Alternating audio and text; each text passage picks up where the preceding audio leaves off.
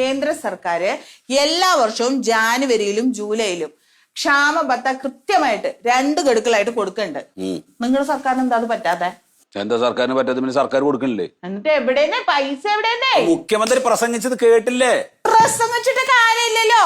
ഈ 2021 ജാനുവരി തൊട്ട് ഈ 2024 ഇപ്പൊ ഈ മാർച്ച് വരെയുള്ള 39 മാസത്തെ പൈസ എവിടെ?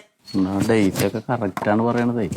അതെ, നീ ഈ പാർട്ടിയെ പറ്റിയിട്ട് സാധാരണ പ്രതിപക്ഷത്തിന്റെ ആളുകൾ സംസാരിക്കുന്നത് പോലെ സംസാരിക്കല്ലേ.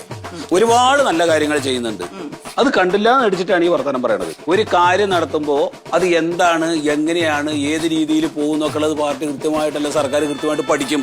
അത് പഠിച്ചു കഴിഞ്ഞതിന് ശേഷം അത് നടപ്പിലാക്കും. അത് നടപ്പിലാക്കിയിട്ടുണ്ട്. എത്രയോ പദ്ധതി നടപ്പാക്കിയിട്ടില്ലേ? അതെ, നടപ്പിലാക്കിയ ഒരു കാര്യം ഞാൻ പറയാം. നിങ്ങളുടെ ഈ മന്ത്രിമാരുടെ പേഴ്സണൽ സ്റ്റാഫ് ഉണ്ടല്ലോ, അവരുടെ പെൻഷൻ, കോൺട്രിബ്യൂട്ടീവ് പെൻഷൻ വേണ്ട, സ്റ്റാറ്റ്യൂട്ടറി പെൻഷൻ മതി എന്ന് ആരോട് ചോദിച്ചിട്ട് നിങ്ങൾ തീരുമാനം എടുത്തേ? നമുക്കറിയാൻ പറ്റുമോ അത്? ഒന്ന് പറഞ്ഞേ. എന്താ അതിന് കുഴപ്പം? നീ ഒരു സർക്കാർ ജോലിക്കാരില്ലേ? അതെ അതെ. അപ്പൊ അതിന്റെ ഒരു വകതിരിവ് നീ കാണിക്കണ്ടേ? അതുകൊണ്ടാണ് ഞാൻ ചോദിക്കണേ. മന്ത്രിമാരെ പേഴ്സണൽ സ്റ്റാഫ് എന്ന് പറഞ്ഞാൽ എത്ര വർഷം? 5 വർഷം. പിന്നെ അവർക്ക് ചെയ്തു കൊടുക്കണ്ടേ?